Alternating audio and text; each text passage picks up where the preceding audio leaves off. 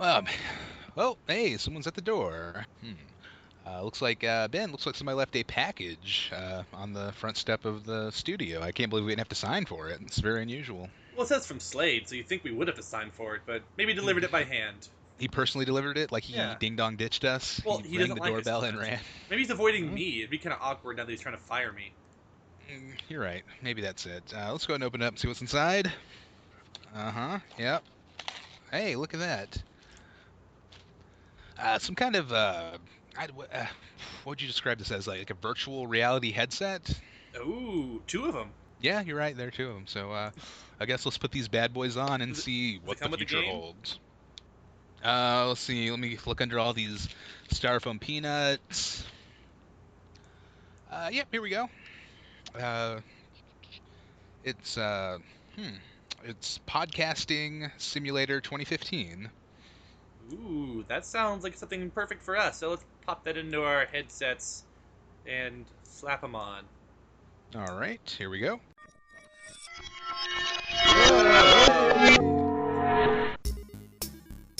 Welcome to Podcast Simulator 2015. You are trapped here forever.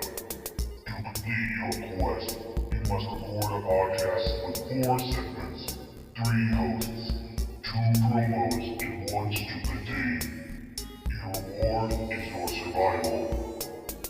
Good luck, and remember, if you die in the game, you die for real. All right. Wow, that's weird. So we have to.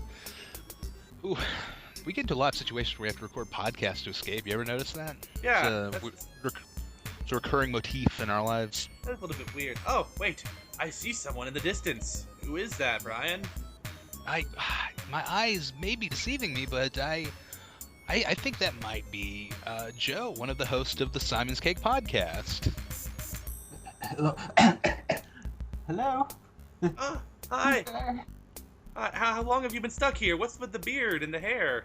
Oh God, it must be 25 years or so. I've lost all sense of time. Oh no. Well, we'll get you out of here. You can join our podcast today, and we'll get you out of here. Is it the year 2000 yet? Kind of, yeah, a little bit. Oh, okay. Because I've been down here since 1996. oh man. Yeah. I don't know what year it is. It's Wow. a little bit later than 2000. Not too much though. Don't worry. You haven't missed. I mean, not much. Not a lot's happened the past 20 years, I guess. Oh, I'm so glad to see you guys. I can't wait to get out of here and see what the world is like. All right. Well, I'm glad we managed to meet somebody in here to have a third guest on the show again. So that's very exciting. What a coincidence. I know. Let's step into this virtual studio and knock out a podcast.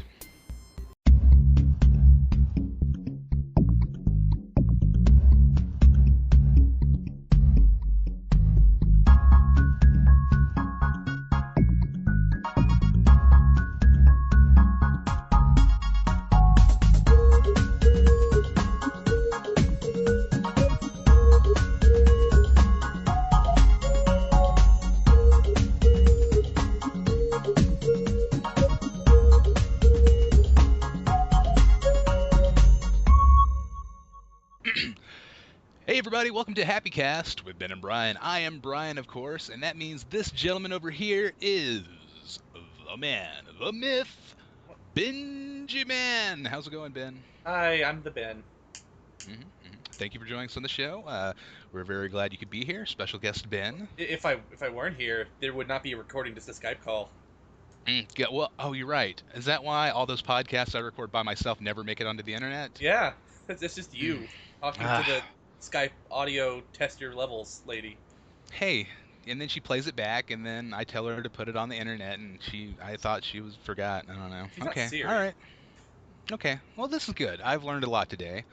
But I know what you're thinking. Just Ben? That's pretty disappointing. I wish we had Aw. somebody else on the show. That's what Slade's I'm sorry, thinking. Ben. Yeah, that's what that guy's thinking. That's why, the quest to find Ben's replacement continues this week. We have a special guest for the 6th time in a row. 6 weeks in a row, Maybe.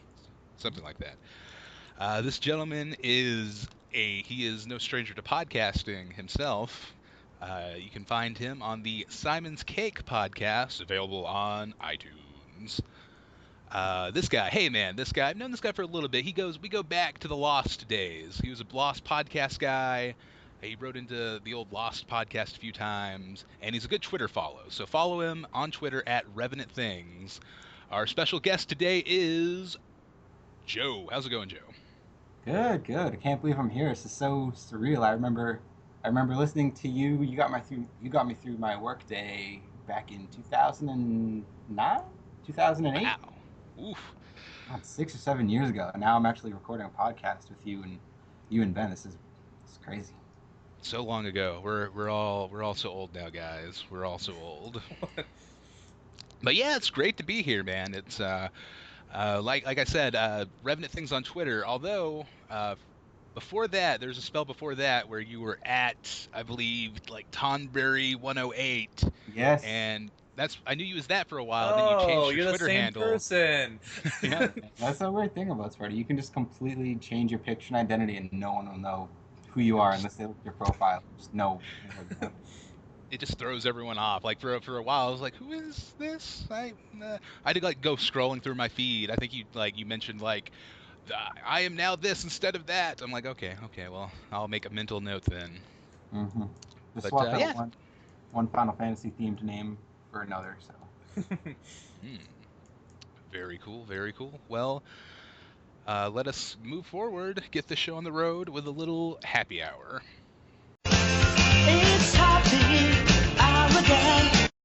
That's right, happy hour is the part of the show where we talk about the thing that's making us happy for the week. Ben, I know that you're usually ill prepared for this, so I almost don't want to ask, but do you have a happy hour ready this week? I actually am prepared this week. I actually opened a different app on the way there, so if you heard some music just now, that's what that was. My happy hour this week is going to be a type of potato chip I have eaten recently.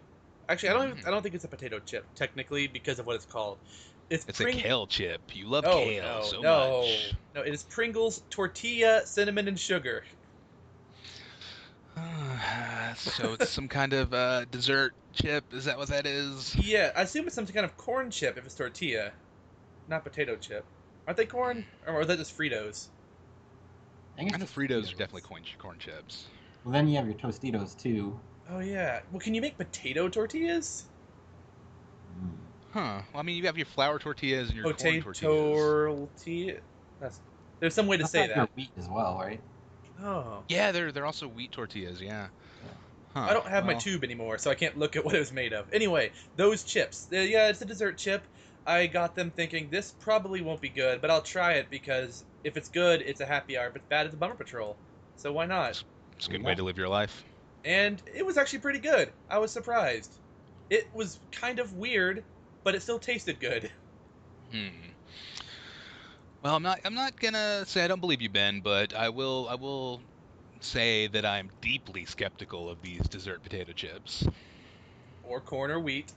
Yeah, whatever they are, some kind of chip. Have you had any dessert chips of any kind? I know my sister, the new today, has called in before, or wrote in about Sweetos, the dessert Cheetos, and said they were terrible. I was just ashamed because that's a great name for that product. No, hey man, I'm a chip purist, man. Potato, salt, that's it. No barbecue, no macaroni and bacon or whatever. Oh, that one was weird. No, what's the best one? Is it the cheddar ruffles? That's my favorite one, I think. Unsalted potato chips. That's what I'm all about. Oh, but that's pretty much all my happy hour. That's it. Okay. So this week's podcast brought to you by Pringles. Head out today to a local eatery and ask for the weird sweet Pringles. Aren't eateries like restaurants?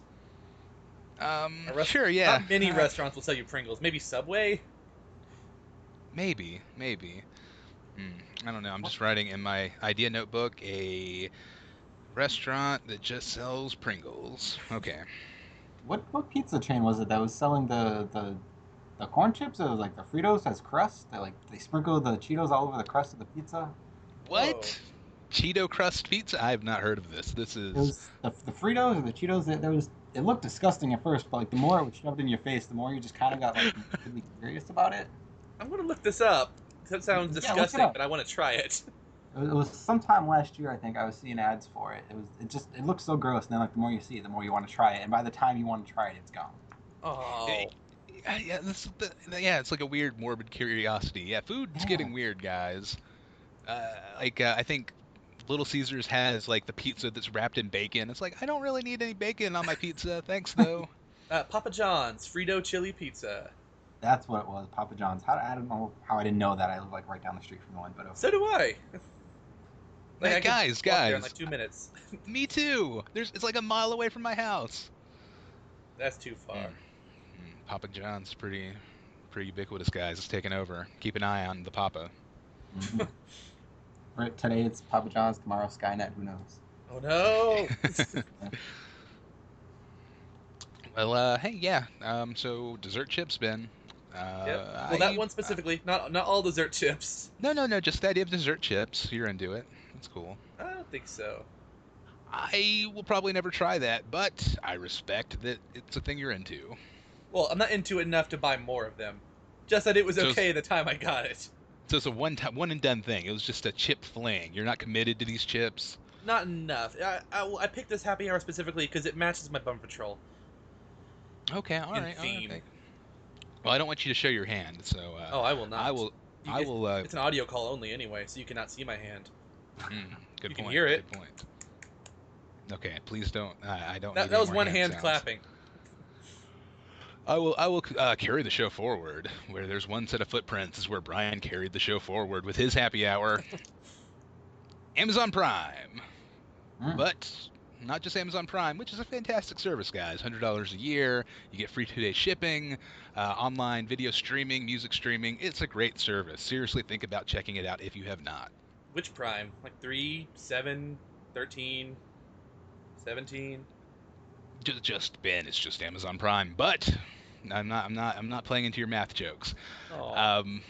But there is a new service called Amazon Prime Now, which I woke up 3 days ago, I think, and looked at my phone. I had an email from Amazon like, Amazon Prime Now available in Atlanta. So I'm like, oh, what's this all about? I click it, and it's the most amazing thing I've ever experienced. I placed an order of, what did I order? I ordered a toothbrush. I ordered a box of Cliff Bars and a Blu-ray copy of Big Trouble in Little China, as one would do, as you need a big Trouble in Little China Blu-ray in your life. I placed the order, and then exactly 84 minutes later, I get a phone call, and this guy's like, it's me, Dave from Amazon. I'm outside. So I walk outside, and he hands me a bag. It's like, here's your stuff. I'm like, okay, thanks. It's incredible, guys. I never Wow. have to leave the house again. I've had pizzas that deliver slower than that. I still have Yeah. I. It's kind of amazing. That is really cool. Yep, 2-hour delivery on a limited number of products. They don't have the full Amazon inventory. I guess it's just whatever happens to be at your local Amazon warehouse. Oh. The thing is, But, do you tip the guy now? Do you have to tip him for delivering that fast? Yes, you do. You actually, when you place the order, there's a little field where they will automatically put the suggested tip in, where it's like, well, for this, we suggest you give them $5. And I was like, okay, that seems fair. I'll give them $5. Mhm. And then I kind of went and kind of fooled around with a little to see how much the tip would fluctuate. And if I ordered an Xbox One to be delivered to my house within 2 hours, Amazon thinks I should tip $20, which seems a little excessive. I could do 10, maybe 15. Yeah, it seems like it's a percentage base, like you're eating in a restaurant or something. It's kind of Okay, weird it's- because it could I be a really expensive tiny object, and you wouldn't tip more because I would tip the bigger the box is probably. Yeah, probably. Yeah, like weight-based. I'm not sure. My stuff all fit in a plain brown paper bag, so that could have been a The factor. kind that hobos drink out of on TV. Exactly, yeah. Maybe I can have them deliver like a bottle of wine and just wrap it in the brown paper bag. You should have them deliver the most awkward combination of objects you can, and to see if they know. Huh. Well, this seems fun. Okay, what combination of items should I order, Ben? What do you Well, think? a lot of them wouldn't be safe for the podcast. Okay, very good. Then I will drop the subject. And I will also not be doing that, just so you know. Oh. Well, when we're I'll down continue. there, Maybe as like a special treat when you guys are in town, we'll make a uncomfortable Amazon order if you want. can we do it to the hotel? Yes, we can. We can have them delivered to a hotel. That would be That's awesome. completely legit, I think. Like, oh no, we're all out of jelly beans. Oh, let's just get an Amazon guy to deliver them here in an hour. Yep. That's the world we live in, Ben. That's the world we live in. It's a good world. But that is my happy hour pig. Amazon Prime now. Available only currently in major cities, but expanding at some point. And then eventually they'll just have robots deliver your stuff, so don't worry about it. Not available here in my town. I just looked it up. I'm sorry, Ben. I'm very, very sorry to hear that. Anyway, moving forward, Joe, do you have a happy hour pick you'd like to share with us? I do. I had a couple, but I think I'm going to settle on Hearthstone that recently came out for mobile phones. Ah, I've heard of that game. Yes, it is incredibly addicting. It's I guess for those who don't know, it takes place in the Warcraft universe from Blizzard. You know World of Warcraft, right? Yeah. It's like I- a bunch of classes from that MMO, and it's a collectible card game you play. It's incredibly simple, yet it's one of those simple to understand, hard to master games. Oh yeah. Yeah, you unlock cards as you go, and it's you get rewarded. You open up new packs. You can pay for them obviously because that's like the only way they can make money because it's a free game. But you can also unlock them completing these in-game quests too. There'll be like wins 3 games with the mage class, Ooh. or deal this many damage to enemy heroes or minions or whatever they have you do. And you earn in-game gold to unlock new cards and new packs, and it hooks you in that way. Because there's always these new packs coming out. There's always new downloadable content, and it's all free, but you just have to play it to unlock it. That sounds pretty cool. Is it at all play like Magic? The Gathering? Uh, More, yeah. It's like a virtual Magic the Gathering. Okay, I played a little bit of that, just like friendliness, not like scary competition wise. But oh, that was pretty fun. So I might check that out. Yeah, it came out a while ago on PC and iPad. It just kind of recently came out for like Android and the iPhone, and that's kind of what I was waiting for to really like jump into it. And now that it's here, I just dove straight in. It's got its hooks in me for sure. Yeah, I'll check that out. It does seem like a good game to play on the go. Oh my god, yes, it's um like you thought you weren't productive at work before. Now it's like oh, Yeah, I actually I was looking at that on my phone just the other day, and I considered downloading it, but then I just had like this vision of it just taking over my life. I was like, okay, not right now. Maybe eventually, but I'm afraid of how much I might like that, so it's kind of delayed my downloading. But I will check it out, and you can play. It's free to play. You play. I guess you can play. Can you play against the computer or other players, or how does that uh work? yeah, there's basically you start out with like these classes, and you have 10. There are 20 basic cards in the class, but you start out with 10. And then once you level up each class, you unlock all the basic cards for every class. You can play against the computer on normal or expert mode. And then they're like these advanced cards you get. They're these like the rares or the uncommons you get from opening packs from playing. So yeah, you can play against computer, and then you can also challenge your friends or what have you. Hmm. It's very cool. I'll definitely check that out at some point. I might. I don't know. I've had my cousins been at me to get into Magic the Gathering at some point, so maybe I'll just decline that offer and say like, no, Hearthstone. It's much easier. I don't have to actually go out and buy cards. It's true. I think didn't I make you play it one time? But we also gave you one of the deck because I don't like making my own deck almost ever. I am terrible at balancing it. I don't know what I'm doing. But I will buy the packs that have two pre-made decks that are made to be played against each other and do it that way. That way it feels like it's kind of fair. I don't have to work with it and deal hard. Deal hard? That That's doesn't make That's another good thing too about the game is it has a deck helper. When you're kind of making your own deck, it'll say, "Oh, your deck's missing this. You should add this, or you should add this to round out your deck, or your deck's missing this. So why don't you add these type of cards?" Oh, So now I am gonna play it. yeah, They kind of thought of that people would have trouble, so they added a nice little deck helper. It's very user friendly and clean and very streamlined. Cool. Very cool. I would expect nothing less of Blizzard. All right, so it concludes everyone's happy hour. So okay, everybody listening, this is what you do. You go to Amazon Prime now. You order some dessert flavored potato chips and download Hearthstone on your mobile phone, and then you'll have the best evening of your life. HappyCast guaranteed, or your money back. Yeah. Wait, well, this is free, so what are we Okay. getting them? Your I mean, time. We'll give you your yeah. time back. Okay. I'm curious how we're gonna pull that off, but I'll let you explain that to me off mic. Okay, I'll have to think about it anyway, because I have no clue. Okay.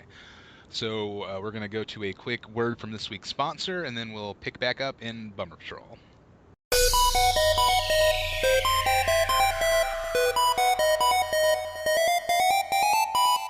Here at Pacman's all-you-can-eat family-style restaurant, we serve only the finest, all-natural pack dots and power pellets. If that's not your thing, try our fresh produce. Cherries, strawberries, oranges, apples, and melons.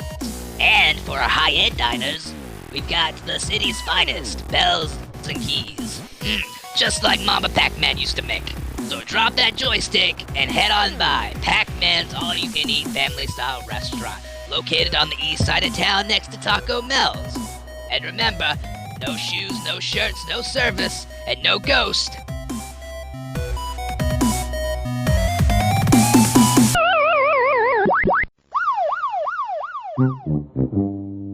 Oh man! Okay, guys, welcome to Bummer Patrol. It's the it's the opposite of happy hour. Happy hour, that's the upper, and this is the downer, guys. We're gonna talk about what's got us feeling blue. Ben, what's your Bummer Patrol pick this week?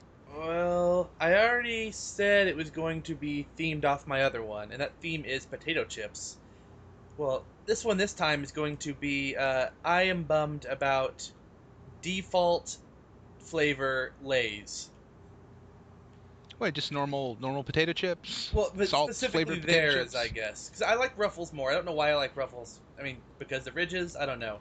But default Lay's, I bought them recently, specifically because if I wanted chips with a meal, I would only eat a few before, not ever wanting to eat them again for another couple days.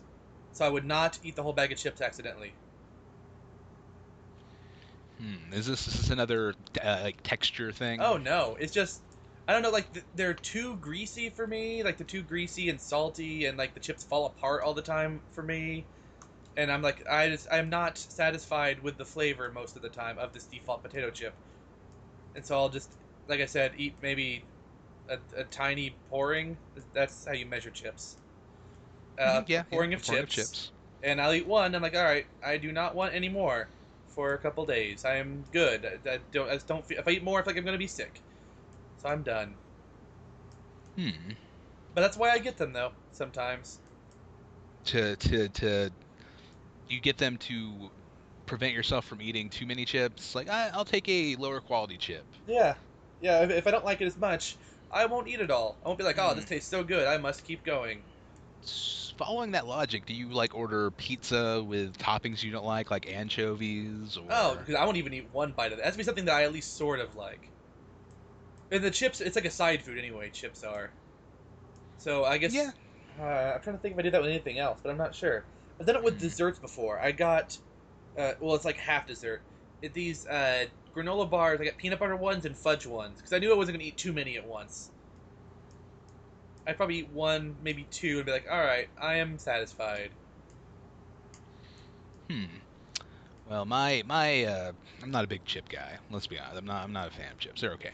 If I were to eat a potato chip, my preferred brand would be Utz saltless potato chips. They're pretty good. I've never seen an Utz. They were featured on that one season of Mad Men. I'm not saying that's why I buy them, but Probably. just making a statement. Joe, what about you? What's your chip preference? Do you have a go-to brand or anything? I always just like the Cool Ranch Doritos, Ooh, personally. those are good. Yeah, that or Pringles too, because sometimes, like you were saying, the chips will fall apart and they'll be really messy. But I find Pringles are the easiest to kind of eat. Yeah, they seem like to always be like well put together and not too salty. Yeah, it's true. If you want to have just like you can pick out two at a time, you just dump in your hand, pick them out. They're really kind of convenient that way. But the one thing I have with Pringles is my hand is too big to go too far into the tube, That's true. and if I pour them out, sometimes I'll get an entire stack, but I just wanted to eat like 3. I'm like, oh, I gotta put them all back in, and then when they put them back in, they start rotating on the way down. They never go back in the same way they come out. Yeah, they're not well stacked anymore. I'm like, oh, come on, Pringles. Mm-hmm.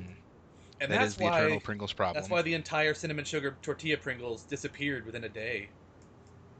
Because you accidentally poured them out. Well, I just want ones. I better eat the rest of the stack. Then later that day, I'm like, oh, I want some of these chips again. These are good enough that I want to eat them again. Yeah, Pringles aren't so bad.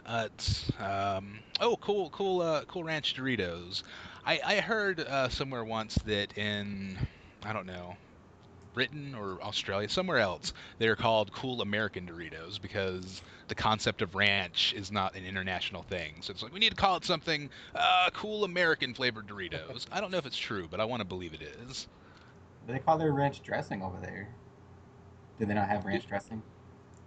I don't know. See, this is like a half maybe almost fact that I heard somewhere. I should probably actually research this at some point. Is this also in Britain? We can just ask Neil.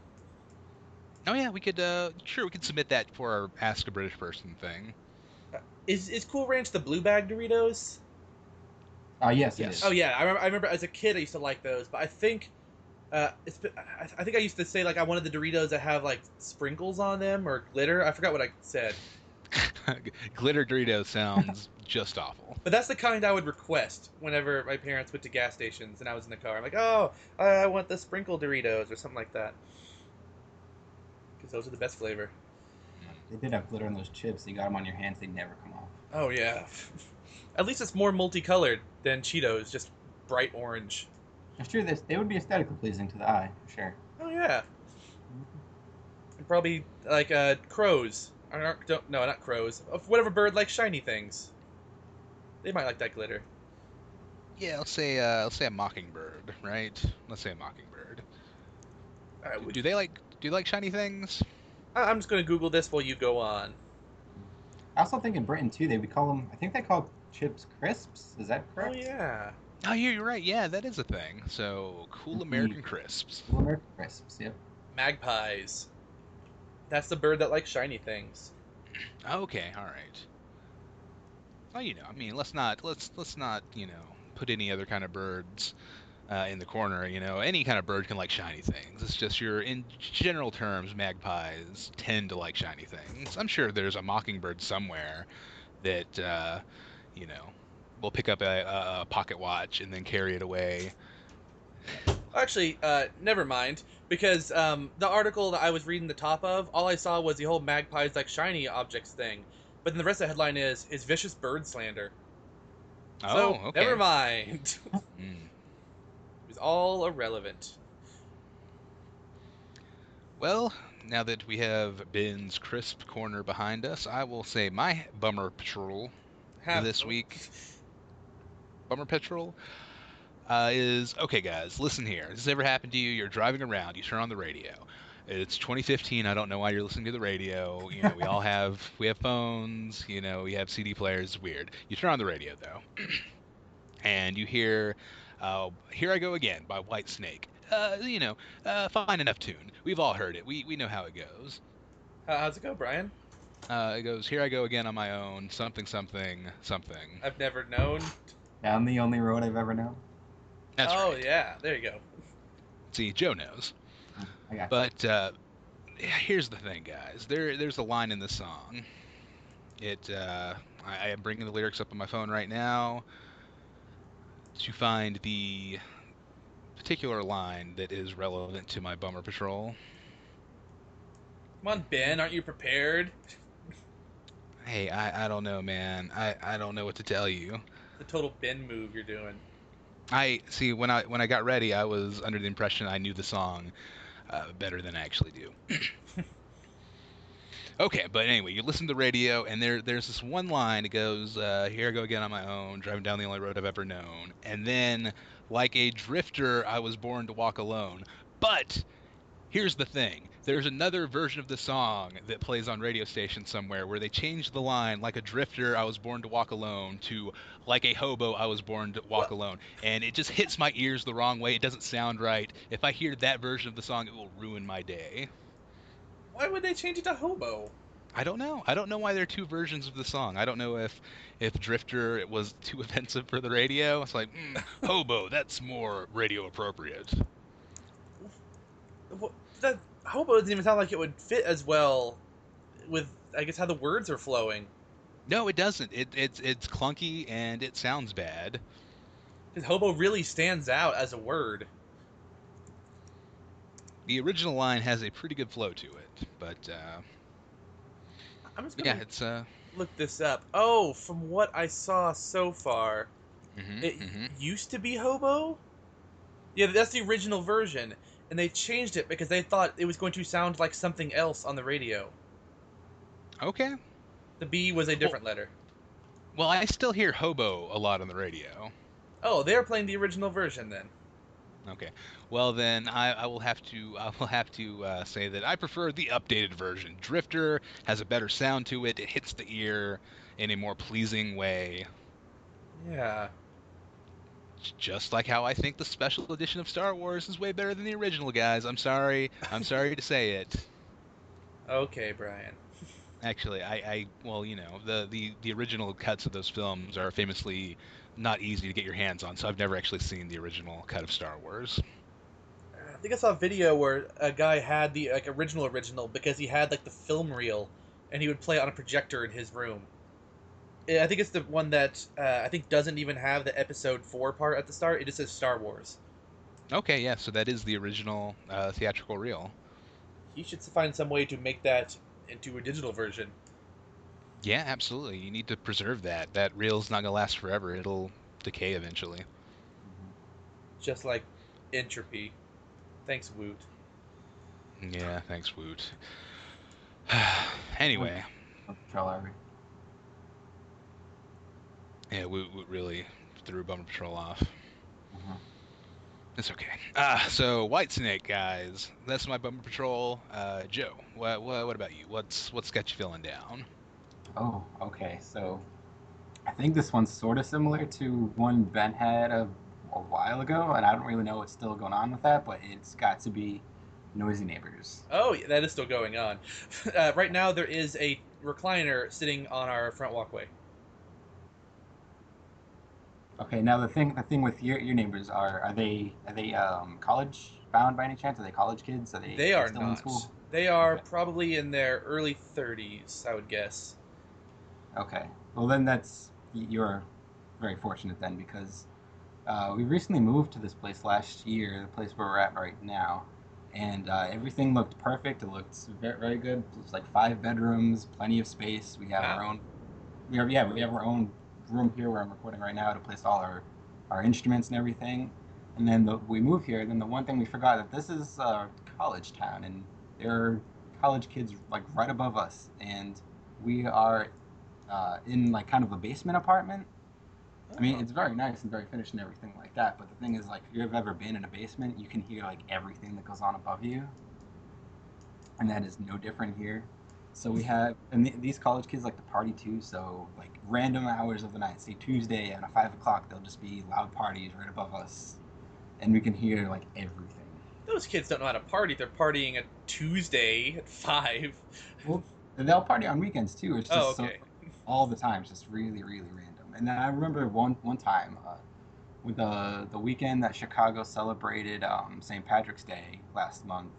It's like 7 in the morning, I think. It was on a Saturday morning at 7 a.m. They just started blasting Irish music and just getting plastered. And I work second shift, so I was fast asleep Saturday at 7 a.m. and then just out of nowhere, party above us at 7 in the morning. Oh, I'm like, oh my god, I can't believe we moved here. that sounds terrible. Yes. That does sound bad. We did have a college neighbor at one point, but the best thing was he was never here. He would always go somewhere else and party, I guess. He was just almost never home at all. He was the best neighbor I've ever had because of that. He was just always quiet. Yeah, it's the thing. It's like It's a crapshoot really because some people like to keep to themselves and are just like hermits, and then these people upstairs are like Bro Fest 2015. It's just Oh, the amount of bro that comes from upstairs when they're playing like the sports games on the Xbox or just having their parties or whatever. It's like, oh, okay, we're very aware, but the bro level is too high. yes, high bro levels detected for sure. Has it ever messed with recording? I don't think so because we're sort of flexible on when we can record our shows. If anything, the worst thing that happened besides the St. Patrick's Day incident is usually when we're trying to just sit down and pay attention like a TV show or watch a movie or something, and just out of nowhere it's like stomp, stomp, stomp. Oh yeah, we've had that too. Well, not upstairs, but I guess next door and right outside. Our window, I guess, is basically just open all the time, even though it is made of glass. I guess. I mean, not I guess. I know a window's made of glass. That was another weird statement. But we'll be watching like some serious, really dark scene, and all of a sudden we'll hear like, or like our neighbor starts like howling like a coyote outside for no reason. Mm-hmm. It's really, really intrusive, and sometimes like they'll just like stomp their feet really loud for no reason, like 20 people at once it seems like, and sometimes they're like, I don't know if they were kind of pledging themselves to some kind of what's the word? The college. Fraternity? Yes, fraternity. Like it sounds like they're performing some kind of séance or something. What the heck they're doing up there? Jeez, I've never been to a fraternity séance. That sounds fun though. Oh god, I don't know. It sounds really dark. Oh, it does. Yeah. But at least they can maybe get people back from the dead. Just a bunch of bros talking to ghosts. It's true. Bro ghosts. Mm-hmm. The bro ghosts. Roast. Broast. That's just what you eat. You make that in an oven. Oh, okay, sorry. I wanna participate in this neighbors talk, guys. My neighbors are pretty good. We don't acknowledge each other. We don't look at each other. It's pretty good. I'm into it. That's how most of my neighbors are, except my next door. The lady downstairs seems to have quieted down. I don't know if that's because she got punched that one time or what, but She did not get punched that one time. yeah, well, remember that time? And the guy's like, "Oh, you hit her." I assumed it was punched. It could have been anything. But she's been quiet ever since then, so I kind of feel bad. Is this the neighbor that came to check if you were alive when you like during long vacations? Oh, that's not the old lady one. That's the next door one that howls. Okay. And who now has a recliner on the porch area for some reason. Is it a communal recliner? Can you chill in that recliner if you so choose? I don't know. I don't want to go sit in it because it looks like it's been through some hard times. Okay. Oh, so weathered recliner. I hear you. Yeah, some serious stuff has been going on with that recliner. This recliner's been through the ringer a few times. I just opened the door this morning to let Enigma the cat inside, and oh, hey, there's a recliner. Like, hey, Megan, go look outside, see what's out there this time. But one day we saw a bunch of pair of jeans just hung over the balcony rail. Like, don't put it. Well, it wasn't as bad as the time we had the rebel flag on the balcony rail, but still, we don't want laundry like literally airing right outside our door. Yeah, that guy sounds like he's always up to something. I can't wait to come visit and meet him. You'll That's what introduce shower me, rods right? are for. Oh, I will. You can go knock on the door and go. He always invites us to go hang out whenever we feel like it.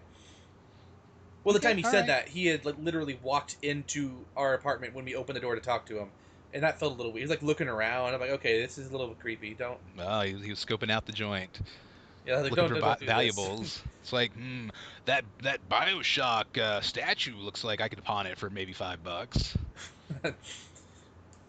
Yeah, luckily we don't have anything of value. That's visible. Yes, luckily, yes. I don't know. You have a pretty handsome video game collection that's probably worth a pretty penny. Well, a lot of them now are older, and a lot of mine are digital, because like, I was like, yeah, I like owning physical copies more, but then the day comes, I'm like, I don't want to go to the store. I'll just download it. Plus, I get like a 10% rebate on Xbox if I download stuff. Yeah, convenience wins out on that one, I guess. I like the 10% thing. I got Goat Simulator for free because of that. Is that any good? Have you tried it? Sounds. It's not good. It's like, oh, this is so wacky and crazy. Yeah. Oh, wait 1 second. Oh, wait 1 second, guys. Before we do this, let's head out of Bumper Patrol, and we're gonna go into Warp Zone.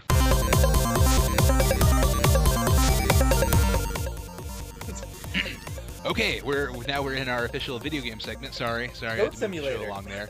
Goat Simulator. Yes, tell us about that, Ben. All right, well, yeah, it's not like this is gonna give me literally 40 hours of fun and like leveling up and getting lots of dudes. It's more of I'm a goat. Oh, I can lick things and run into stuff. I can just cause havoc in this small town. Woo! And it's co-op. It's more experimentation than Yeah. Okay. Yeah, well, I thought originally it was made as... Well, I think like they announced it as a joke, then everyone thought it was so hilarious. They're like, okay, yeah, we'll do it. And so they did it. And the achievements are pretty fun. And there's like some crazy stuff you can do and like power-ups you can unlock.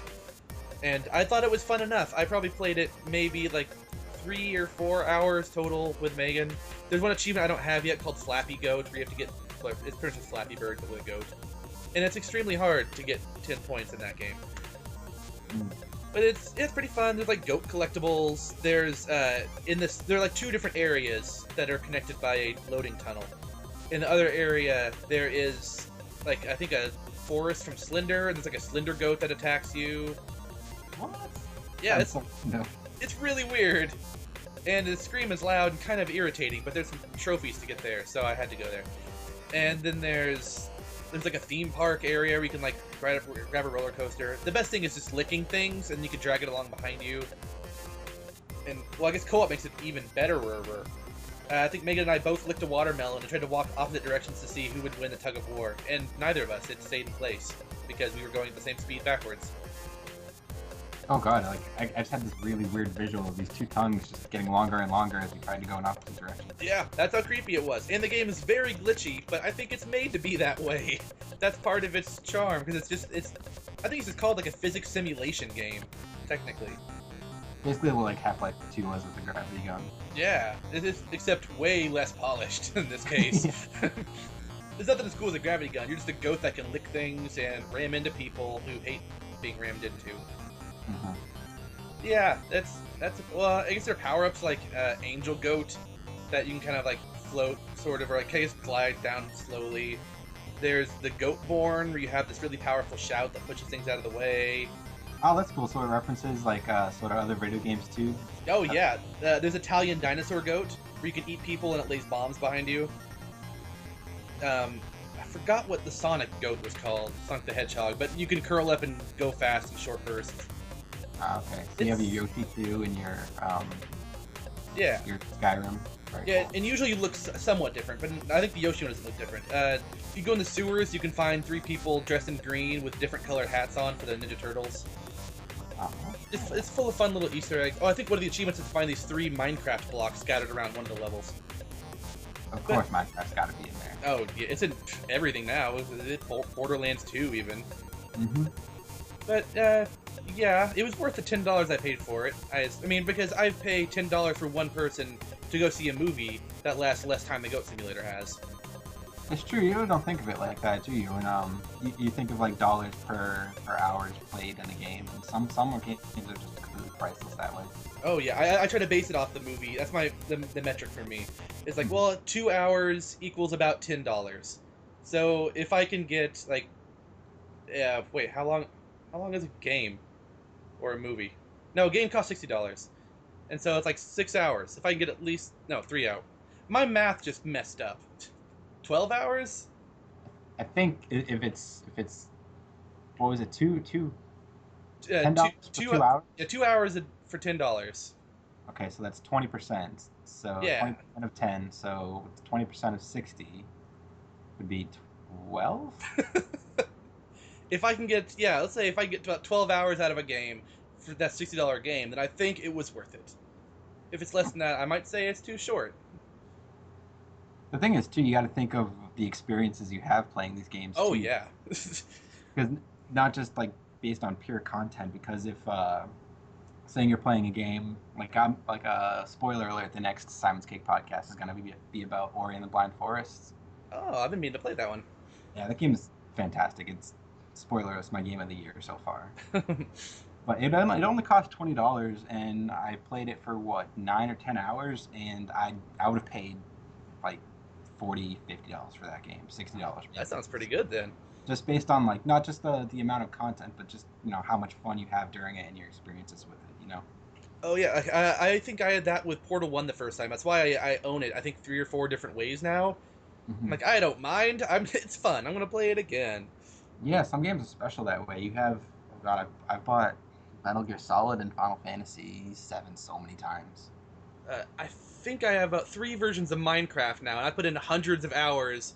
It has way. I mean, the hours have way outstretched the time I would have spent watching a movie for $15. Yeah, yeah, some games are just special that way. Do you have one of those, Brian? Nope. I'll buy a game, pay $60. I'll play it for 15 minutes, and then throw it right in the garbage because I'm done. Never again. What about some of those Halo things that you do? Okay, sure. Okay, well, unlike, see, it sounds like you guys have a more positive experience with the idea of buying a game over and over. Like Portal's a great one. Metal Gear is very cool. See, the Halo thing feels more like an ongoing problem of mine, where it's like, oh, they put out Halo 1 again. I guess I'll buy that. I don't feel good about it, but I'm going to. Well, I've been doing that anyway, or buying or at least playing again games, just because it's on a new console. Well, I guess Dark Souls 2, which I was going to talk about anyway this time. I've been playing a lot of Dark Souls 2. I never beat it on the 360. I got to a certain boss and had a lot of trouble. A few months later, I tried again, beat that one, got stuck on the next boss, and put it down for a while. Then they released a new version on Xbox One, but, well, in this case, unlike most remasters, there's actually quite a bit different. There's all that comes with all the DLC, which is pretty common, but they moved around a lot of enemies and a lot of the items, and I think it actually makes it easier, but also more fun. A lot of people think it looks harder because early on you will see more of the giant enemies and the scary ones, but you don't usually have to deal with them early on in the game. You can ignore them, so it's just like an illusion of difficulty, or of harder difficulty, I guess. The games are somewhat difficult. That's part of the Dark Souls thing. But yeah, I played it again just because I wanted to. I beat it, got all the achievements. So I was like, well, I'll go back to the 360 one, and I started a new character and did that. Now I'm playing Dark Souls 1 because I never got all the achievements in that game. Uh, what other remasters have I played? Sleeping Dogs, rented that, played it again. GTA 5, rented that, played it again. Hmm. There've been a lot of remasters. I've been Tomb Raider. I bought that one and played it again.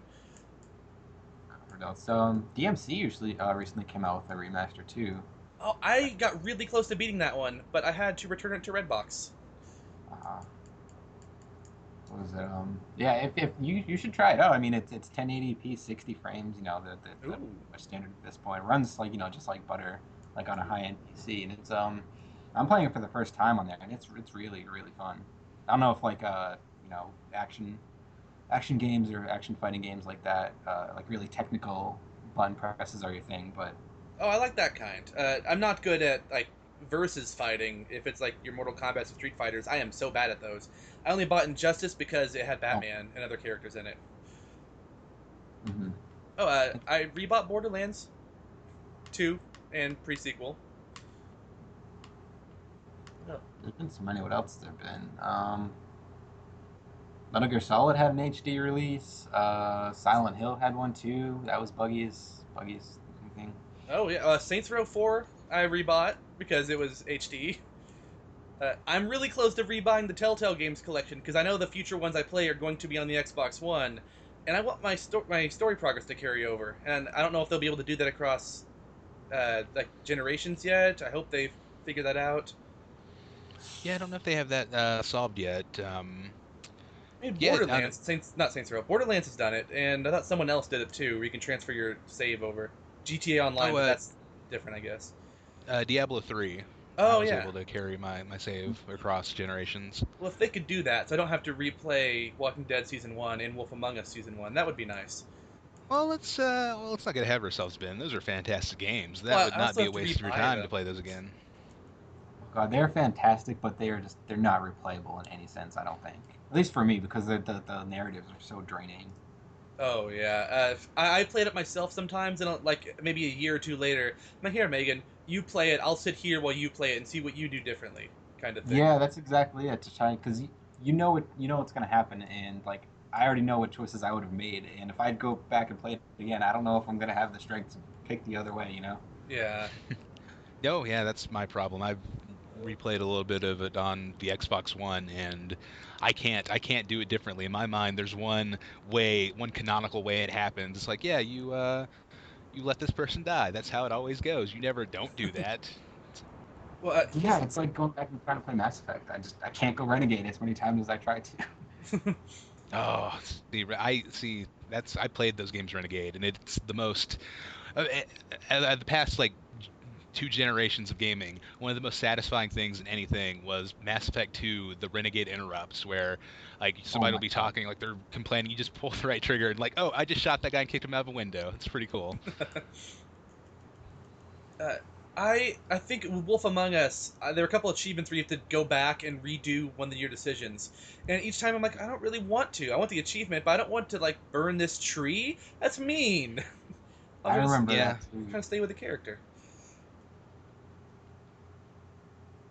At least they let you have multiple save files, though. That's the thing. Where you can they let you pick the chapter you want to go to, and then you can just get right to it and save it on a different file if you want to. That was nice. Well, in the same like kind of modern adventure game mold, the the recently released Life is Strange has a thing where you play through it, and then it'll actually let you go back in collectible mode, and it won't affect your story progress at all. But you can go back and get anything you missed. So I think that's a smart thing I'd like to see integrated into future Telltale games. That does sound like a good. Yeah, they should all do that one. That would be nice. I guess they Is didn't that have any good? collectibles. The Life is Strange is that any good? I've been meaning to play that for like the longest time. It's yeah, I okay. Well, no, let's I see. think it's really good execution and like ideas, but I don't really like most of the characters. I don't really identify with any of them, and I feel like I'm supposed to. Like they were written where you're supposed to identify with them, but each time I'm like, Yeah. this is they're all kind of weird, and the things they say don't fit with any way that I hear things said. That's Yeah, their whole. no, No, go ahead, Brian. I don't know if I had a point. Yeah, go ahead. Oh, I was just gonna say how like that's kind of the whole fantasy of playing these games too is you imagine yourself as that character and what you'd kind of say in that moment. So if you're not really identifying with the main protagonist, that's sort of a problem. Yeah, what is she's all like? She's kind of whiny, isn't she? Or am I imagining Nice. that? No, I think you're imagining that. You're projecting, Ben. She The main feels character, whiny. I like the main character. Life is Strange. There are 2 episodes out so far, and then there are 3 more that'll be out sometime this year. I think episode 3 comes out in May. But Okay. it's something that I really enjoy. But as I'm playing it, I'm questioning my own judgment. It's like, should I like this as much as I do? And then I'll talk to Ben, and Ben seems to openly mock some of the things I like about it. So I'm like, okay, well maybe Well, not I don't know. I cruelly need to to. you. Oh, Yeah, I mean, you're like you play high school students, so they say really weird, dumb things, but in a way that I buy is authentic. Like, yeah, I guess that's probably something high I school kids say don't. I now. mean, they might, but I just like I never said anything the way that they said them when I was in high school, and no one that I know ever did. We would talk about these same subjects, but not at all the way they are. It's weird. That's I mean, maybe they're fooling me because they make really solid cultural references in the game. There's one character, specifically Warren, like his car has like an X-Files license plate, and he'll just in casual conversation mention something about like, oh, it's like that scene in Battle Royale. I'm like, oh yeah, yeah, okay. So maybe they're tricking me. Maybe they're tricking me into liking their game by talking about other things I like. That's how easily I'm fooled. that's a Japanese movie where all the kids kill each other. Yes, yes, it is. Really? Wow. Okay. I feel It like is a really weird reference for them to make. That's why I really Yeah. appreciated it. I feel like they force their references sometimes, like all the time. They must always reference something different. Like, okay, you don't have to do it all the time. You can just be normal and like just have normal good writing instead of weird writing. The story's been interesting as far as I've gotten to the first episode, but Um, I wish they'd stop forcing the references everywhere. I can see how that could put some people off, but mechanically, the idea of rewinding time is very interesting because decision making is basically the only like relevant gameplay mechanic these new adventure games have. So the thing about Walking Dead is you'll make a choice and then it'll immediately make you feel bad about it. It's like, look what happened because you did that thing. Life is Strange is playing like a long game where you'll make a decision, watch it play out a little bit, and then you can rewind time and make another decision. So you have to really think it through. Like, okay, so I'll do this and then that, but then eventually like way down the road, you start to see the ramifications of what you've done. So I don't know. I'm a sucker for time travel stories, so my opinion cannot be trusted. Ryan, what's that thing you did with the time travel? You recorded it on Xbox. What? Oh, you mean the part where that chick got hit in the head with a football, and then I rewound it and watched it happen 10 times in a row? Yeah, just over and over, just watching the impact. Yeah, well, that's what I do if I could rewind time, Ben. I think one of my least favorite things about that game, but in a different way from everything else, is after you make any decision, she's like, "Oh, this could lead to something terrible happening. I shouldn't have done that." And so you rewind and do it the other way, and it's the exact same kind of response. Like, well, now I feel bad no matter what I pick because you're so pessimistic about every choice. Yeah, it's true. It's I will give it a qualified recommendation. It's not a thing for everybody. I really enjoyed it. It's one of my favorite things I've played this year. But Should I have told the principal? I might get expelled. Rewind. Oh, maybe I should have told them someone could get murdered. Okay, so the protagonist is aware that you can rewind time. It's not just like you as the player can do that. Yeah, it's a power No. she like discovers early. Okay. Yeah, so it's integrated into the story that she can manipulate time. nice. And sometimes like something will happen, you have to rewind to figure stuff out, and then like ask someone a question again with the knowledge you have. Oh, okay. So that I really like the gameplay of it. That's pretty funny. I see the the petty things that I do in the game is exactly how I would use the power, because you'll talk to the teacher and then like you're asking like I need an extension on this assignment, and then he'll be like, it was John Lennon who once said that life is the thing that happens so and so. So I'll rewind time and then I'll give him the quote back to him. It's like, it was John Lennon that once said this, and he's like, that's very impressive, Max, good job. Oh, Why that's not neat. just rewind time to get your assignment done? Don't overthink it, man. If you overthink any time travel story, everything falls apart. Wouldn't that be so much easier? Except for Lost Season 5, Ironclad. You can think about that all day. Except for the watch thing. Don't think about the watch thing too much. The watch Well, thing hurts my brain a little. If you rewind time, wouldn't all the work that you put into that assignment be undone? Oh, she had done zero work at that point. Oh, I think the work was take one picture of something that has some theme, and she just never did. Well, no, she did. She had one, like ripped it up or something. That's right. You didn't turn it in because you were not confident in your work as a photographer. Because you're a whiny person. She's You're just right, that's not no. sure of herself. But yeah, anything else we've been playing? Well, I said I was playing Ori. That's kind of all I've been playing recently outside of Hearthstone. And I recently got Xenoblade Chronicles 3D on the new 3DS. Oh, how is that? Let's see. It's very good. The graphics are kind of like because it's from the Wii. Like they basically just ported it over to the new 3DS from the original Nintendo Wii. So the graphics are very underwhelming, but I haven't had too much of a chance to dive in as much as I want to. But I can tell there are definitely like pieces there that'll just suck me right in, because it plays very much like a traditional sort of Japanese MMO, where you have your quests and you have your towns and you have your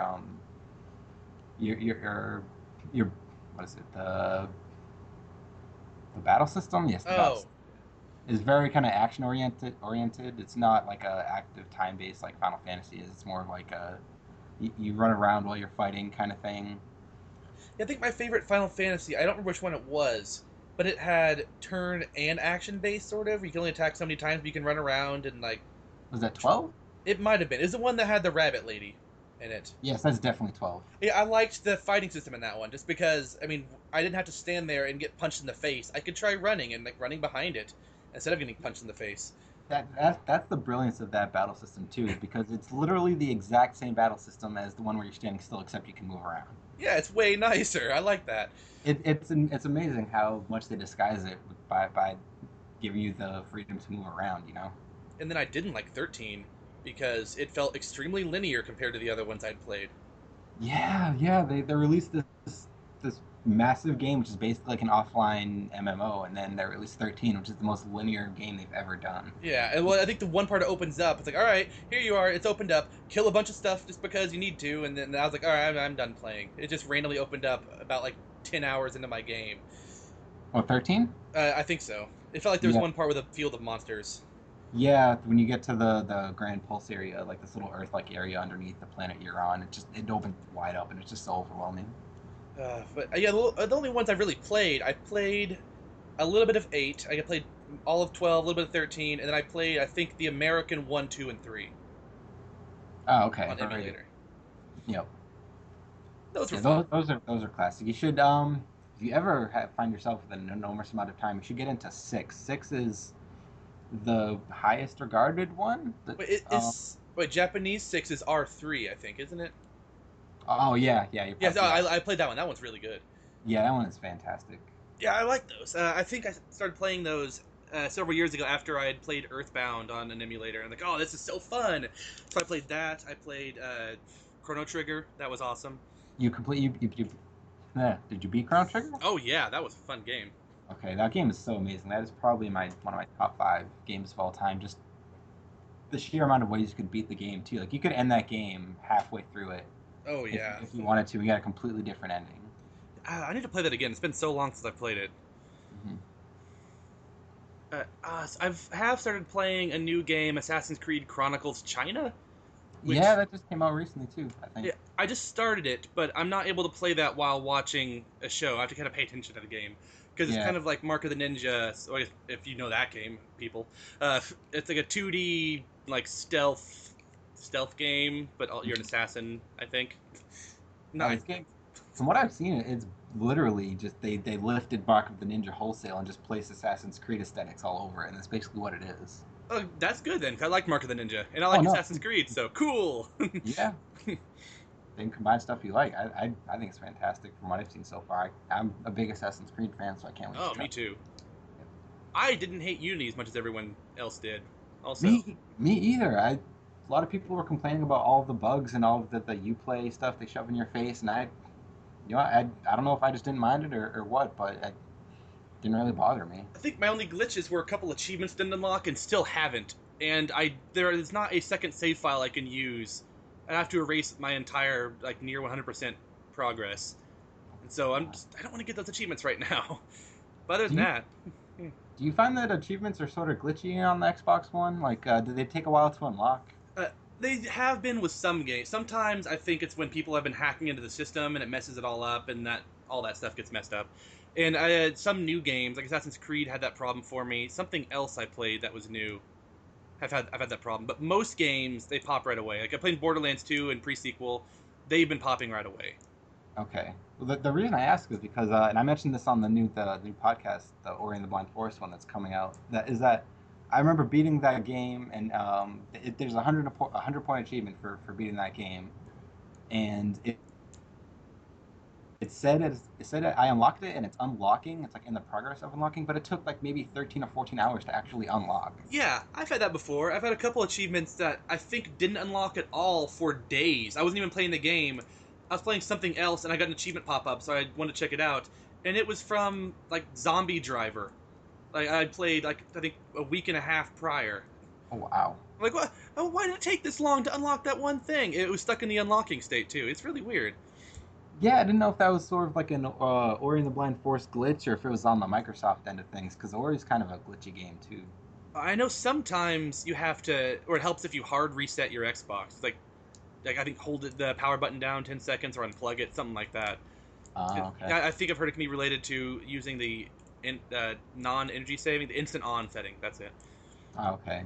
But Uh, sometimes uh, it's the game and the servers. okay. I was sort of worried about that too because I was hearing about glitches of achievements just straight up not unlocking even after you know done what it requires, and I was afraid I would just lose it or something. Oh, I hate that because I need to get my achievements, and Oh that's why yeah. I got all of them in Dark Souls 2 twice now, just because. Uh, yes, another game I'm looking forward to, State of Decay, zombie game that I played on the 360.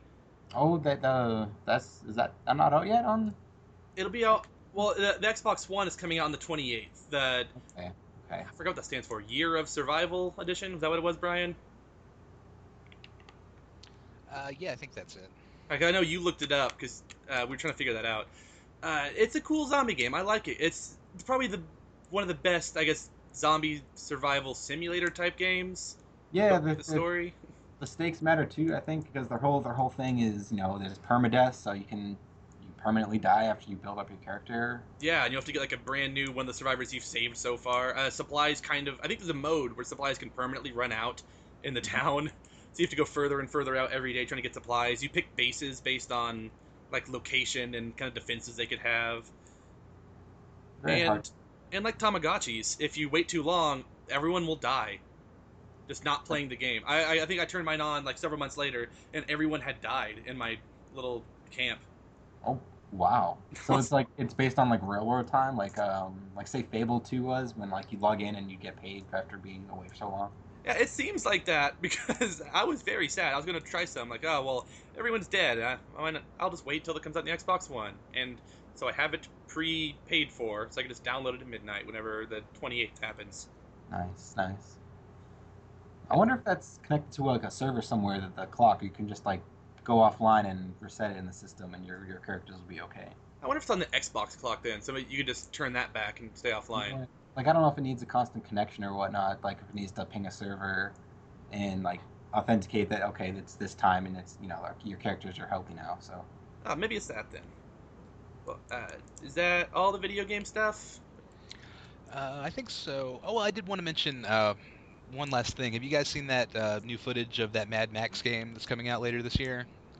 I think they released footage like 2 days ago or something. I watched the trailer that was on the Xbox page today. I assume that's the same trailer. Were they talking over it, or not over it? Like, introducing it? They like talk about like gameplay stuff. Like you get different parts and build your car, and then you drive out in the wasteland. Yeah, the more the trailer. At first, I started the trailer. I'm like, yeah, I can see myself renting this, and it kept going. I'm like, oh wow, that looks kind of like Shadow of Mordor, Batman type fighting, and the setting and set pieces look kind of like Borderlands, like people just live in a sand apocalypse and had to build stuff out of scrap, and the driving looks fun. Like the look of it, the apocalyptic setting. I feel like I need to get that because it's going to scratch my Fallout 4 itch, since Bethesda refused to acknowledge that that's a thing that they're making. Ooh, not until this E3, I think. You think they're gonna? Are they gonna like unveil it at E3? That would be incredible. That would make my life if they just show it. That's the only opinion that because they booked a press conference at E3 this year, so everyone's kind of speculating that it's got to be Fallout 4. What else could it be? That's what I hope, but I assume they're going to do some Dishonored 2 and Evil Within 2. we're making another. I can't remember what was that game they did with Mickey Rourke. Did they make Rage? They did do Rage, didn't they? Or they published Rage. I think Rage might have been an id game. Oh, okay. Yeah, Rage sounds like id. Yeah. Yeah. Were they Wolfenstein, the new one? I feel like they might have done that one. I'll look this up. They're going to announce. They're going to announce Skyrim 2. That's what I think, because it's been like 4 or 5 years since the last Elder Scrolls game came out, so I think it's entirely possible it could be a new Elder Scrolls game. Well, I don't even want it to be Elder Scrolls 6. I just want them to say Skyrim 2. It's just the same place. It could be, I guess, lots of years later or previous, but that'd be weird. Well, I think normally they try to alternate it once they got like Fallout 3, and then it was Oblivion, Fallout 3, Skyrim, New Vegas. I don't remember the order.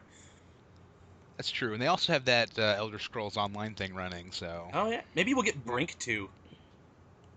Brink. I think I have all the achievements in that.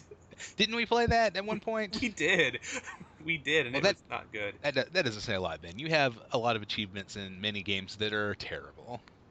Oh, name 2. Oh, let's see. You have all the 50 Cent Blood on the Sand achievements, and Call of Juarez, the Cartel. Is that another one? Yeah, both of those. Those are actually games that I really liked.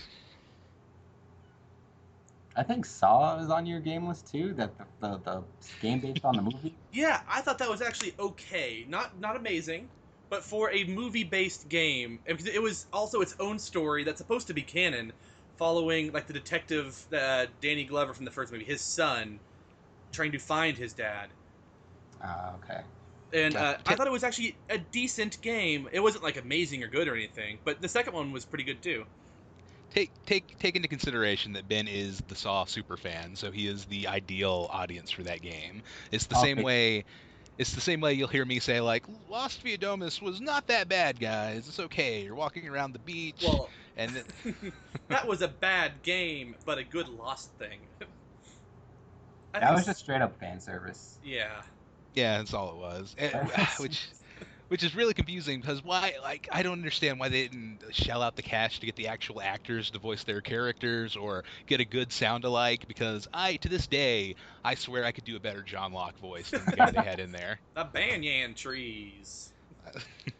The thing is, too, that was frustrating is that some of them were the actual actors, but a lot of them weren't. So it's like, you got these guys, but you couldn't get these guys. Like, what? That's true. Yeah, they mix and matched. I found out the other day that the guy that does the voice of Kenny in The Walking Dead was Hurley in the Lost game. Wow. It's incredible. Which ones did they get? Was it was it Juliet or Ben or both of those? I think they got Michael Emerson. I think they also got Juliet. They didn't get Sawyer. Definitely they got Dominic Monaghan. That's totally how that guy sounds. Oh, monster. Monster. Oh, it was yeah. But the Saw game isn't terrible. If you want just like not super long, just kind of survival horror-y game. It's more fun if you've seen the movies because it's like, oh, look, it's a reference to that thing and that thing. Yeah. But there are actually some like legitimate puzzly things. That's the favorite thing about some of the Saw movies was they were puzzles to get out of their traps, and you kind of have to solve those. And there aren't very many puzzly type action games anymore. They kind of remove them. Mm-hmm. I mean, the Tomb Raider game, they made them optional like side rooms you had to do. It's got to be a depressing ending if Donald Glover's son's looking for his dad and he finds out he gets his head blown off in the movie. Oh, yeah. What, Like, Danny Glover? Yeah. Oh, Danny Glover. Donald Glover. The guy from Community and the rapper Childish Gambino. He was in the first Saw movie and had a son. Yeah, that'd be pretty sad. Oh, yeah, Miles was in Saw 1. He was. I remember that, too. And he Ben. was with that same crew, wasn't he? Yeah, he was the partner. Oh, was he? I can't remember. I think he was Danny Glover's partner. Oh, yeah, he was the partner. And then Ben was in it, too. But we can't talk about him. Mm-mm. Let me take this opportunity to interject and say, question of the week, guys. I want listeners to write in and pitch us your ideas for movie licensed games. Here's my answer, guys. It's Final Destination the game, and pretty much it's you just walking around trying not to die. That's it. Just don't die the game. Don't die. I think you've told me that before, and I thought it'd be really cool if you had to play as Death and try to find these creative Rube Goldberg contraptions that you could use to kill people. But you could make them bad. Or that. But if anybody has any other suggestions, feel free to write into happycastfeedback@gmail.com with the subject line, question of the week. Q of the W. Well, hey, no, you're stepping on somebody's copyright, Ben. All right. Question of the W. Question OT week? Yep, question OT week. All right, I guess we can move on, I guess? Yes. So we're going to hear an advertisement for the Simon's Cake podcast, and then we will pick up with Better Know a Listener. Hey friend, how's it going? What are you playing here? I'm playing generic jumping everyman. What? I used to play that, but there's other games out there too. There are other games. This is the only game that I know. You poor soul. Poor soul. You gotta expand your horizons. How am I gonna know which games are worth my time without a podcast out there with three friends who come together to discuss what games they're playing, games they don't like to play, and talk about spoilers and non-spoilers and warn before either section. And talk about music. And talk about the music. Well, that's oddly specific. Have I got the podcast for you? Welcome to Simon's Cake Podcast, a video game podcast. Whoa. With specifically everything that he just mentioned. We get together every day As often as they can. and talk about all the games on all platforms. Every platform that they own. How would I get in touch with such a podcast? Well, that's easy as cake. Via the internet, starting with WordPress. Awesome. simonscake.wordpress.com. Twitter. At Simon's Cake. Facebook. Simon's Cake Podcast. Instagram. Simon's Cake Games. And email. simonscakegames@gmail.com. Subscribe to us on iTunes. Whoa, I'm downloading this right now. Better know a listener. All right, welcome to Better Know a Listener. We're going to take this opportunity to ask our special guest host, Joe, 5 questions, which he will answer as quickly as possible, and then we will go back, examine his answers, and then, after that, twist ending, we'll turn the tables, and he'll take a second to ask Ben and I a question. So, Ben, what kind of timing mechanism have you brought today? I have this candle. I'm going to burn it at both ends, and when it runs out, one of you will live and one of you will die. Oh, the stakes are high this week. Yes. But we're in a video game, so it doesn't really matter if you die. No, Ben, if you die in the game, you die in real life. Haven't you heard? Such a bad movie, but I watched it as soon as it came out in theaters. I actually can't even remember what movie that was. Stay Alive, I think it might have been called. I thought that was like the John Travolta dancing film. I don't know if that was called... Oh, hold on. All right, let me see if this is called Stay Alive. It didn't have, like, Shia LaBeouf. I'm thinking about Staying Alive. Bee Gees? No. No, sorry, not Shia LaBeouf. Frankie Muniz. Oh, Malcolm from the Middle? Yeah, Malcolm is in a video game, and they're being killed by the ancient noblewoman known as the Blood Countess. It was so dumb. I need to watch it again now. It feels necessary for me to do this. Same thing, like, what's it called? Like, I think a movie called Gamebox 2.0. And Topanga was in it. Post-Topanga years. Well, I need you to be more specific. Topanga who? Oh, Boy Meets World. But there's so many Topangas on that show. I think it was the female Topanga. Okay, all right, I got you. Oh, sorry, it's just Gamebox 1.0. I guess 2.0 would be their sequel. But, yeah, a video game tester gets sent a mystery 3D fantasy game, and he gets sucked into it. And then it's all terrible green screens for the entire movie. I think they go through, like, a horror section and maybe, like, a fantasy section. It is really bad. It's a 4.3 on IMDb, though. Oh, well, it's better than I expected. You know, video game movies, guys, they have a bad reputation, and for a reason. Yeah, I'm hoping Hitman's going to be good. Even if it's not much like it. Rapid fire around the horn. Let's go around and say our favorite video game movie. We'll start with Ben. Go, Ben. Oh, I don't know. I was hoping I was going to go last. Okay, we're going to skip Ben. We're going to go to Joe. Joe. Mortal Kombat. Oh, such a good answer.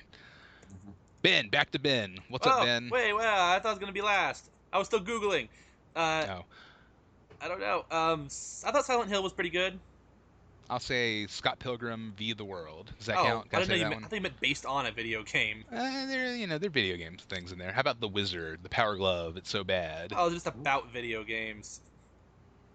Yeah, I thought Silent Hill was pretty good. The Resident Evil movies aren't very much at all like the games, but I watched them because they're dumb action movies. There's something else that came out. I thought the Hitman movie with Timothy Olyphant wasn't that bad.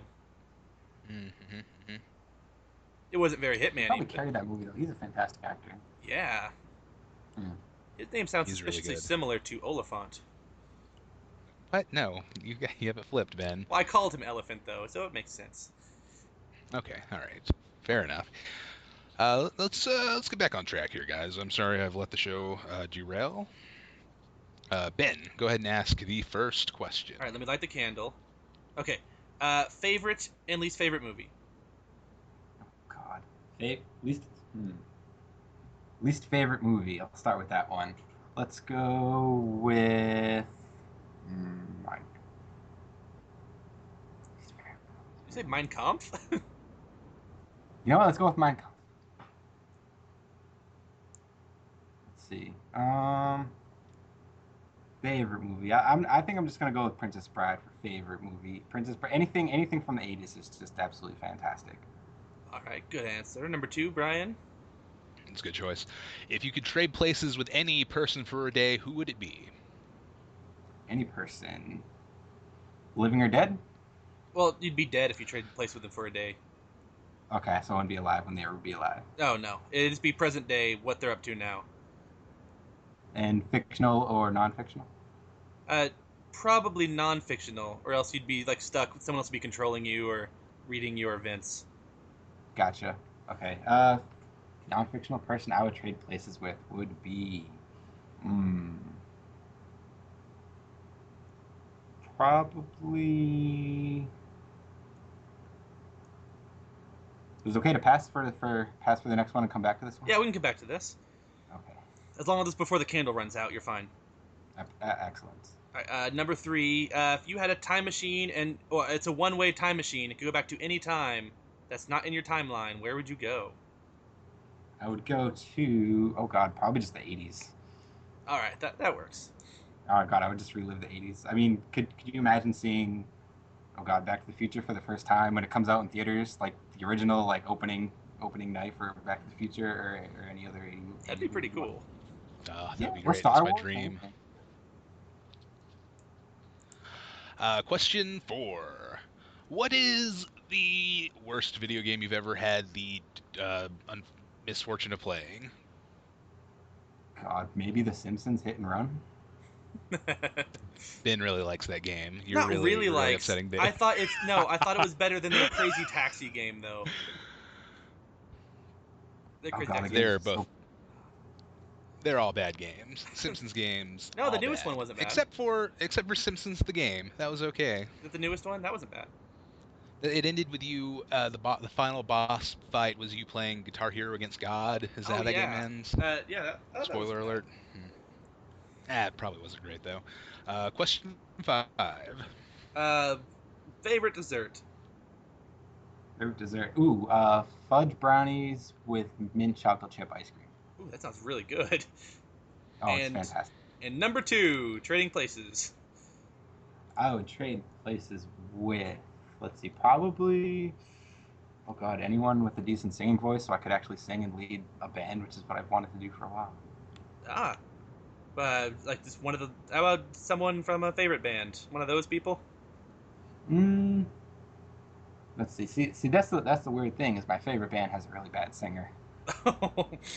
So maybe I could trade places with him and actually give him a decent voice. Oh, yeah, there you go. Oh, the candle just burned out. Okay. So does that mean Brian's dead since I'm still talking? Well, maybe he lost a life, but video game, so we're good. All right, we just gotta hit that old continue button. Yeah. Gotcha. All right, now I guess we have to go over the reasonings behind these. For the movie, most favorite was Bride of Princess. Yes. That is a good movie. Oh God, it's so quotable. Oh yeah. We recently, in one of our nerd blocks, got a deck of playing cards that were Princess Bride themed. They're pretty. Oh, you should shuffle them with your Breaking Bad playing cards. That's what I told Megan when I got them. Mix them together. I think you need 4 for Canasta. I don't know how to play that. I just know it needs a bunch of decks. And least favorite was Princess Bride. Least favorite. See, that's the thing. There's so many bad movies out there. I don't know what I should pick. Was there one that you saw in a theater and hated the most? Like walked out on maybe? League of Extraordinary Gentlemen. God, the movie was so terrible.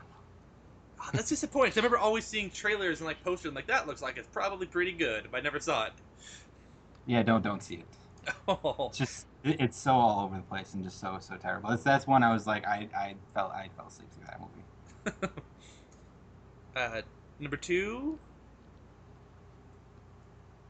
Number 2 was trading places. You would swap places with the singer of your favorite band for a day. And just for further clarification, what is your favorite band? Dream Theater. You ever heard Dream Theater? I've heard of the name. I've not. I've probably heard a song before and not known.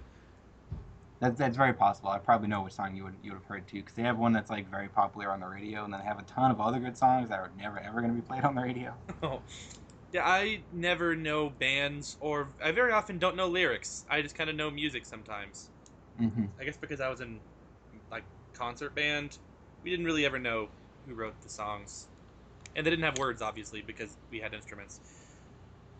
Except for that African chanting one, that was a weird song.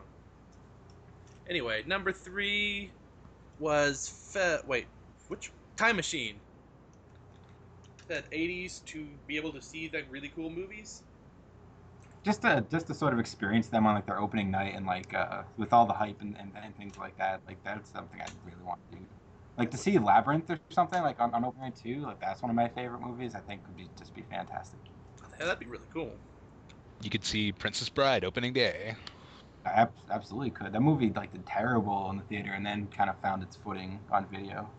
What you should do is try to quote as much as possible while you're in there at the first showing, and everyone will be kind of confused. That, and I could also play, or I would know, I'd have decent sports knowledge of who wins what. Oh yeah, $2 to You try to biff it. get some stock in Microsoft and Apple. Absolutely. Whoa, number 4, Brian. Number 4 was the worst video game you've ever played, and it was Ben's favorite video game. It is not my Simpsons Hit and Run. favorite. It's much like how like a sane person would dust off their Super Nintendo once a year and play A Link to the Past. Ben plays Simpsons Hit and Run all the way through once a year. I do not. All right, well, the first time I'd played it was before I'd ever played a Grand Theft Auto. So for me, this was a revolutionary game. Because, I mean, it just is Grand Theft Auto. Now, Simpsons, whatever the Crazy Taxi game is, that game is truly terrible. All of the driving is terrible. The grass is just flat green. Just a green, like, piece of paper, basically. That game is not good. Hit and Run isn't the worst game I've played. It's not, it's not on my top list either. See, I had the misfortune of playing Superman 64 when it was first released, and that's just all-time stuck number 1 on my list, never to be overthrown. I think I played Quest 64. I don't know if it was bad or if I didn't know what I was doing. But I didn't like it. Didn't get very far. As you guys were talking about this, I'm reminded of, or I just thought of, there was this old Pacman game for Super Nintendo where Pacman was like an actual character and had feet and arms, and you had to kind of, you couldn't even control him, but you had to kind of give him suggestions on where to go. Sometimes he'd listen to you, sometimes he wouldn't. I think I played that. I played a lot of that on the Genesis. You know what I'm talking about? Like, I couldn't tell you what it's called for the life of me. And I have this memory of just telling Pac-Man to go somewhere and he just wouldn't do it. Did they just call it Pac-Man 2 or something like that? Like Pac-Man Adventures? I also played that on a friend's Genesis. You had to find the power pellets, and they turn into like Super Pac-Man and fly around the map. I remember it being kind of like a point-and-click adventure game. Yeah, Pac-Man 2: The New Adventures. That's right. That's a great name for that. Yeah. It was bad. Looking back, I can tell now as an adult that it was bad. As a dumb child, I really enjoyed my time with that game. Oh, me too. Recently on the 360, they had that Pac-Man collection come out. I was so disappointed that wasn't one of them on there. I was looking forward to trying it again. Said they had Pac-Land. I do have a very clear memory of like pointing at a thing like Pac-Man, go pick that up, and him just shaking his head like, no, I'm not doing it. Oh, Pac-Man. And I was gonna say I was so young when I played that too. Like I don't know what my adult mind would find if I would get any enjoyment out of it. But I'd like to kind of go back and play it now just to see how it is because I was so young when I played that. Probably hilarious enjoyment more than anything. Yeah, it's so bad it's good. Did he have children in that game? He did. He had a whole family. Why didn't the children ever get a game? Maybe, Donkey Kong Jr. maybe got a one game. child. Well, there is a Pac-Man Jr. I don't know if it's called that, but I remember like you have to get keys to go through doors, and then you can. Oh, maybe I did play that. Yeah, it's a weird game. It's not very good. In Japan, Pac-Man 2: The New Adventures is called Hello, Pac-Man. Or Hello! Exclamation point. Pac-Man. Wow, that game looks really... Oh, you had a slingshot. I remember that now. I seem to remember like making Pac-Man eat like a bad piece of fruit, and he got sick, and it might have been game over or something. Oh. It was. I always played at my friend's house, so I never got to go very far in the game. I don't think he did either. So I played the same thing with the same stupid house to start, seeing that family every time. Anyway, so question 5: favorite dessert? Sounded delicious. Oh, it is. It's if you can get it right with like the brownies are nice and warm and chewy, and then you have the cold ice cream that kind of mix with that and a little hot fudge on it. It's just heaven. Is it something that you could buy somewhere or have to make? Oh, I always make it myself. I don't think I've ever seen it together. I always just kind of make it at home. I'll have to look into that now. Mm-hmm. That sounds good. And I almost forgot the end thing, the special thing at the end, where you ask us a thing. Where I get to turn the tables on you and ask you open-ended yet incredibly hard question to answer. Oh no. Okay, if you could resurrect one dead actor to reprise one of their roles for one movie or TV episode, who would it be and what role would they play? Oh jeez. That is a good one. Yes. Hmm. One dead actor. I will go first, Please do. just to be nice. It's a show I've been watching somewhat recently, and then completed somewhat recently because I just binged on it. I would go with Edward Herman from Gilmore Girls, because that way we would get more Gilmore Girls, and he could be in it like he that is would good. need to be. It's excellent answer, because now if they do that reunion that everybody wants, they'll have to do the depressing task of like writing his death into it or writing around him. Yeah.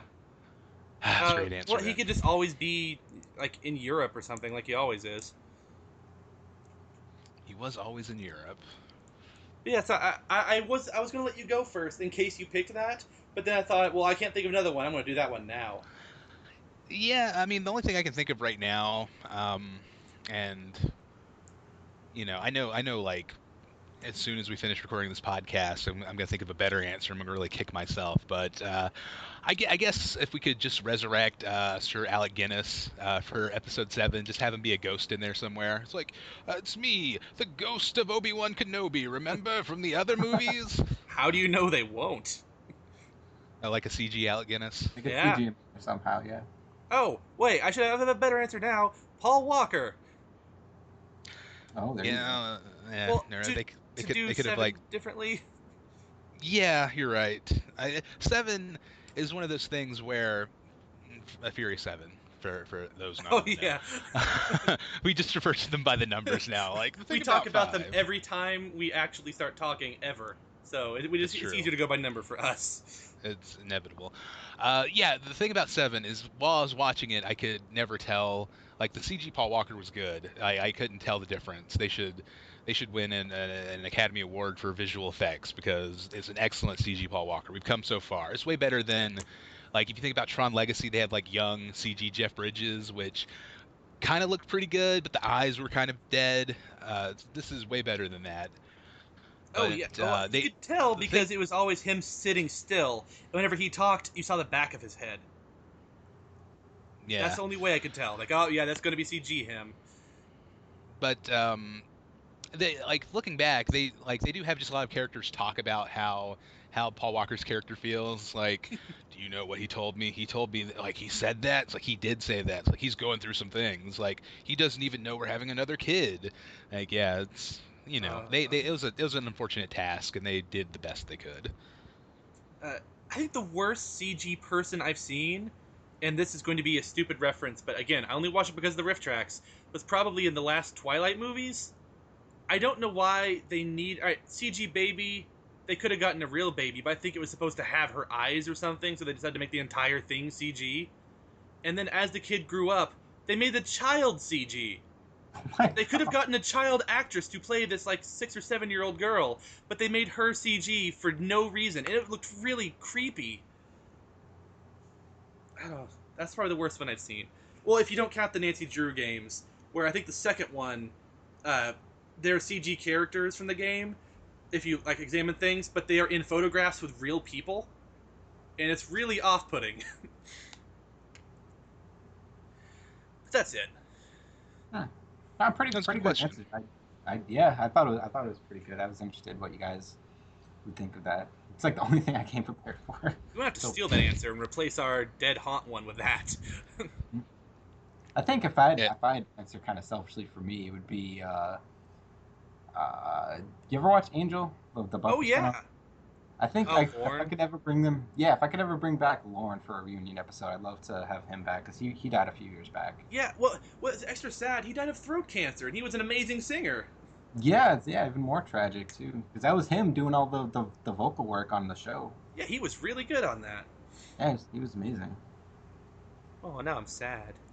Yes. Andy Hallett was his name. Oh yeah, he was a cool guy. It seemed. Hmm. All right, so Brian, what happens now? Well, we would usually go forward to feedback, but no feedback this week. If you would like to write into the show, send us an email, happycastfeedback@gmail.com. We would love to hear from you. Give us a call. That number is 77HappyNone. Yes. Mm-hmm. Check us out on Facebook, follow us on Twitter, leave an iTunes review, tell a friend about the show, answer the question OT week, which is pitch us an idea for a movie license game. We'll make it happen. It's like Shark Tank. Or TV or just movie. Or yeah, I guess TV. Or let's even let's broaden it even more, like books, just some kind of Album. licensed. Yeah, based on an album. Yeah. Here's my pitch for Appetite for Destruction, the video game. It could No, maybe be fun. probably not. But yeah, right into the show, and we will cover it next week here on the HappyCast. And that's it. I think we're done, right? All right. Well, but that's not how we close though. Well, yeah, that's how we do it. We just say we're done, and the show's over. And I just hit stop. No, I don't. Yep. That, No. But yeah, we have unfortunately reached the end of another podcast. I would like to take this opportunity to thank Joe once again for being on the show. Thank you, sir. Oh, thank you for having me. It's been a blast. yes, thank you. Yep. It was a lot of fun. It was good to have someone on to do some video game talk. This guy, Ben, he never wants to talk about video games. What? No, you're the one that hates them. Hey, no. Video hate games them do not and have what a they stand complicated. for. What? No. Wait. Let's not pin anything on me. Any kind of hot button video game stuff. I have nothing to do with anything. For the podcast, Brian here, HappyCast, what have you. Keep happy. End of show. Stay happy. No. So thank you for joining us on HappyCast. We hope we'll see you next week. Until then, keep happy.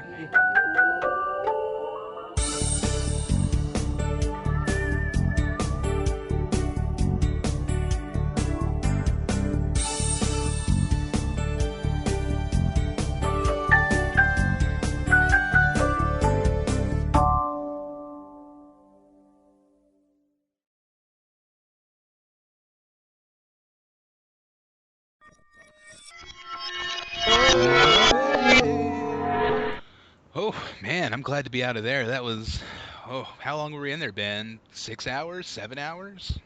Maybe more. I think time moves differently in that virtual dimension. It feels like 6-7 hours. You're right. Oh, good, because you were in there a lot longer than 6 to 7 hours. Yeah. It's true. Well, I mean, considering the unusual circumstances we had to record under, I think that turned out better than I was expecting. Me too. Congratulations, guys, on completing the game. I'm going to be out of town next week, so try not to get into too much trouble.